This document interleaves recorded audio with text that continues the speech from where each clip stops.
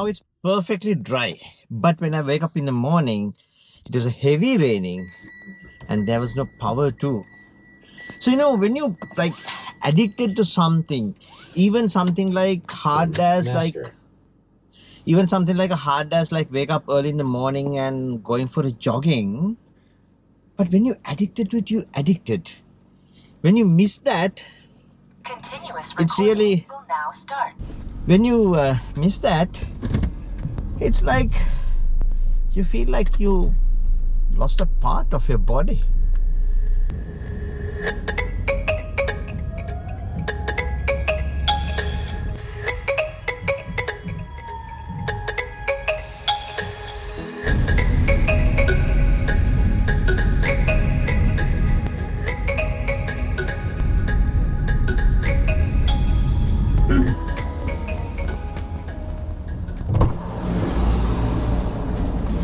Here's the thing I wanted to talk to with you guys. When I do interviews for especially tech leads and architect, when I see their CV, it's a perfect, really good, and they have a like broad spectrum experience and hands-on and everything.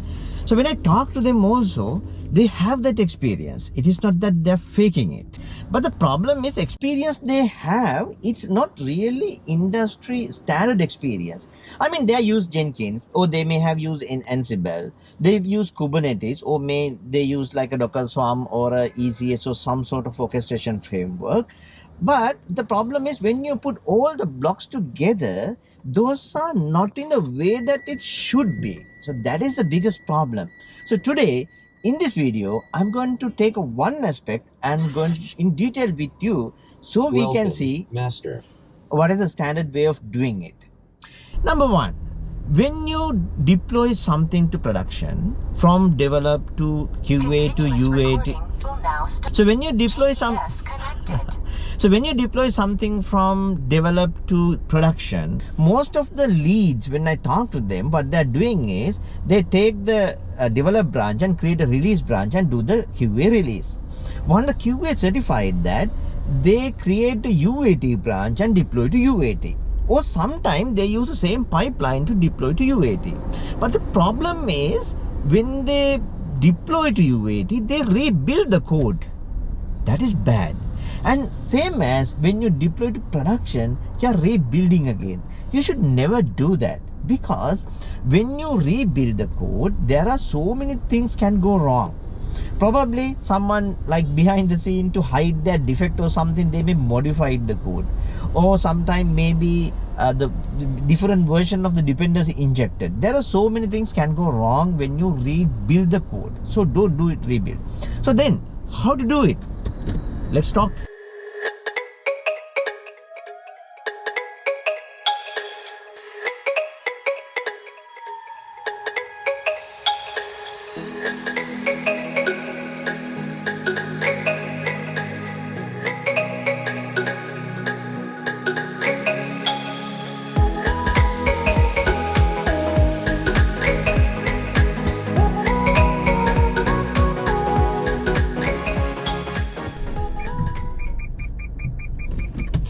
So when I ask why you do this, I mean why you rebuild the code in each environment, usual answer I get it, because when you work on a QA environment, when QA do the testing, they report defects.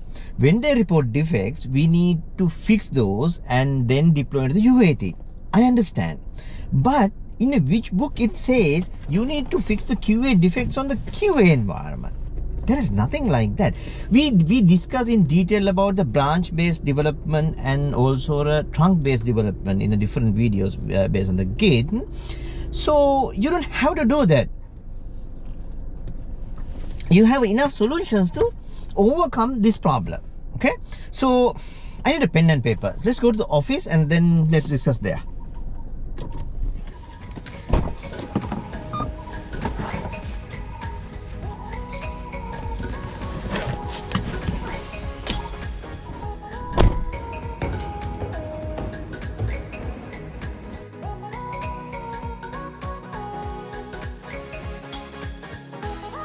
So let me explain this.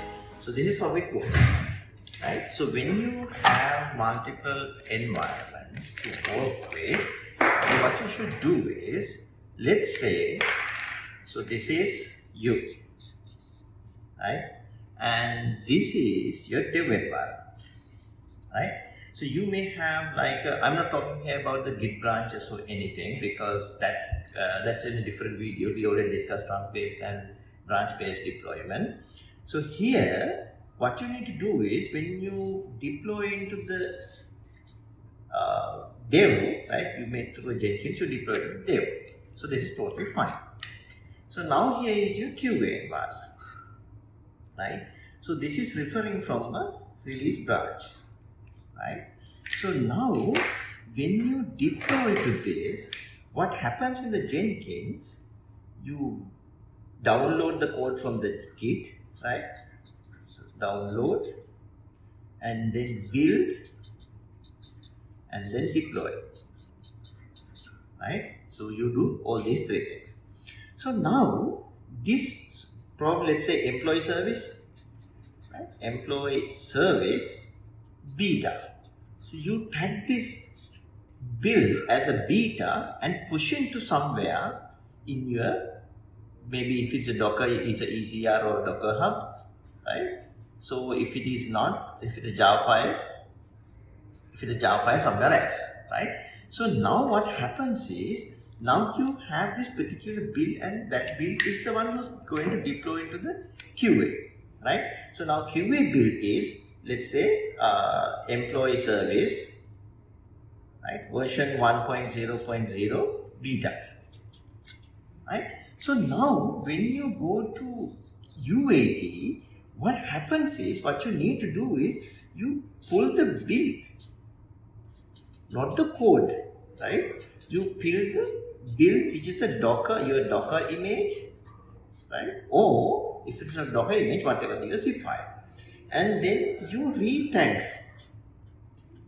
You retag as, let's say, employee service 1.0.0 RC, release candidate, and deploy this build into UAT, right?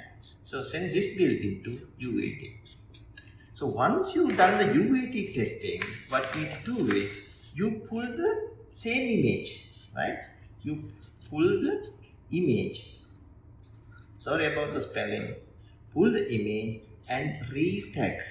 You don't build, right? Retag, and then you tag this as an employee service 1.0.0. You don't have a, it's not a beta now, right? It is not a RC now, it is a perfect build.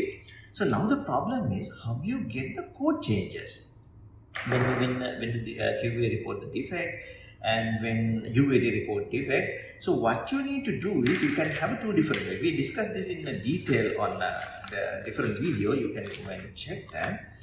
What ideally you need to do is, you need to have a, let's say this is a develop branch.